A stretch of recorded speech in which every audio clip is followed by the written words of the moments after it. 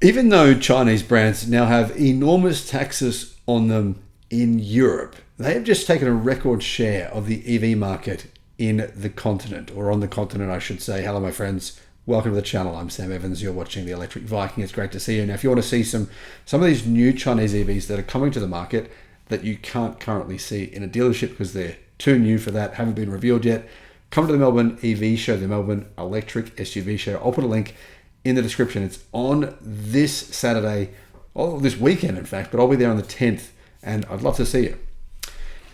Well, EV share record hit 11% in Europe. Chinese brands, they are having a bit of a field day, and there's a lot of information coming out recently about BMW, Mercedes and Audi about their in crisis control. They're investing a whole lot of money on internal combustion.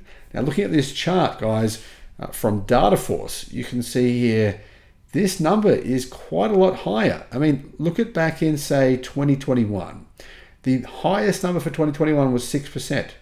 So Chinese brands have essentially doubled their market share in that space of time. SAIC Motor led the charge. And it's worth pointing out, guys, SAIC Motor is owned by the Chinese government and Alibaba.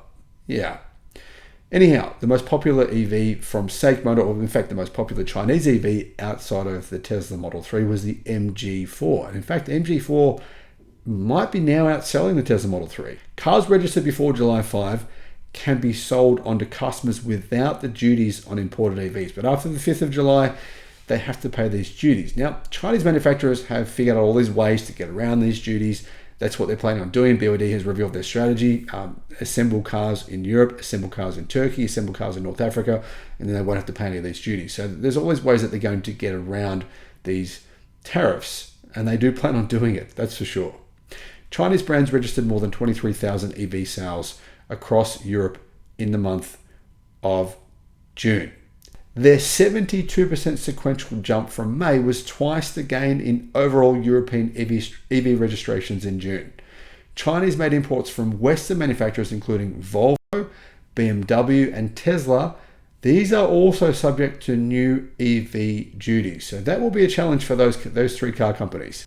Now, of course, these numbers, they might go down, but I don't think that'll be a long-term trend. I think it's probably likely that a lot of these Chinese manufacturers, whether that be BYD and others, their sales will decline over the next 6 months in Europe. But eventually they'll figure out, like I said, all these new ways that they're going to get around these tariffs, and they will take big market share in Europe. It's not like it stopped the Chinese invasion of Europe. It's just kind of slowed it down a little bit.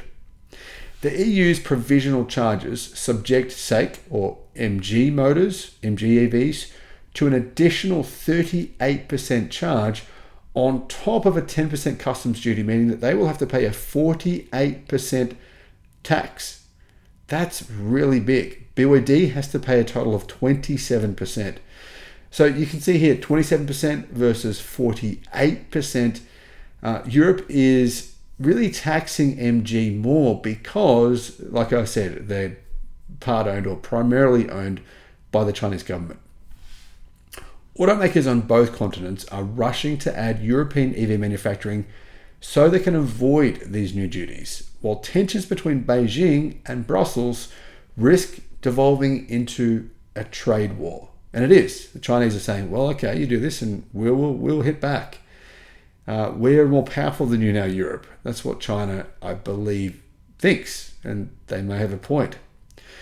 State-owned SAIC or SAIC was responsible for the biggest jump in Chinese branded imports, some 40% on the MG4s registered in June were self-registrations by dealers, which may not be very healthy growth. Self-registrations by dealers.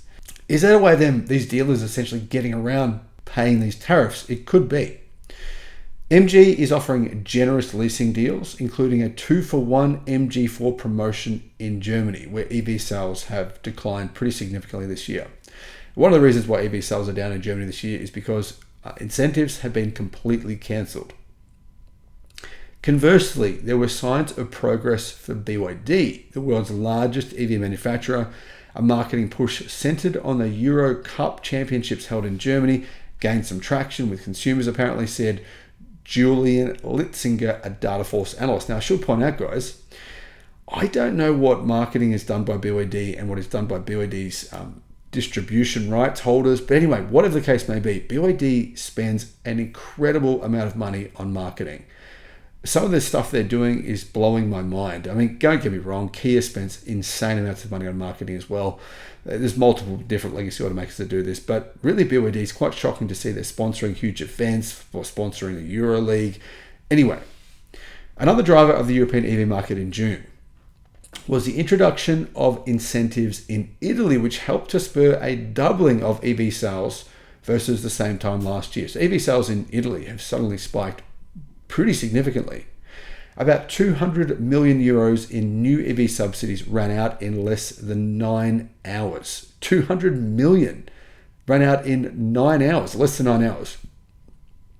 About 60% was tapped by families and the rest by companies. So you can see here, if there's EV incentives involved, they will sell really well. This rise vaulted Italy, which has been lagging in EV sales, into the top 6 of a regional market that includes EU states and countries like Norway and Switzerland that participate in its single market and the UK. So looking at EV sales here, guys, very interesting. June 2024 versus June 2023. EV sales in Germany down 18%. EV sales in the United Kingdom up 7%. EV sales in France down 10%.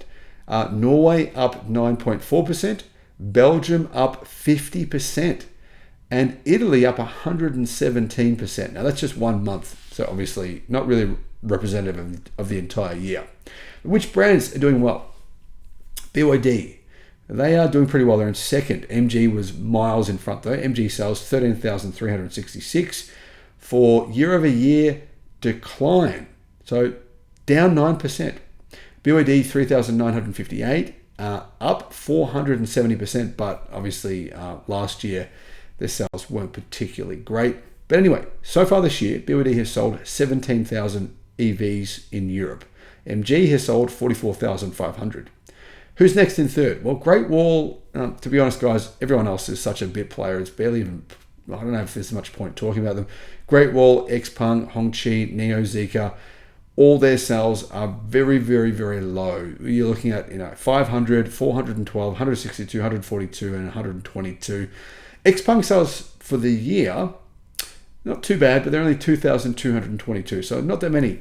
And Xpeng does sell the G6. The G6 is quite a good electric car, and its price is identical in most European countries to the Tesla Model Y. But as you can see, consumers in Europe, most of them haven't heard of the Xpeng brand, so they're simply not buying the G6, at least not up until this point anyway. Now, I should point out that Italy's Prime Minister, Giorgia Meloni, she's visiting China, the Chinese president, this week to smooth the relationship as her government seeks to attract Chinese manufacturers to Italy. So she's really trying to push for the Chinese manufacturers to build these huge electric car factories in Italy, where, to be honest, the automotive industry is dying. June was the third highest month for EV volumes with 208,900.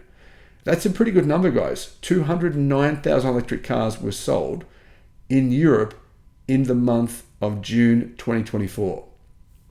And that is actually more than what was sold in the same month last year. Thanks for watching.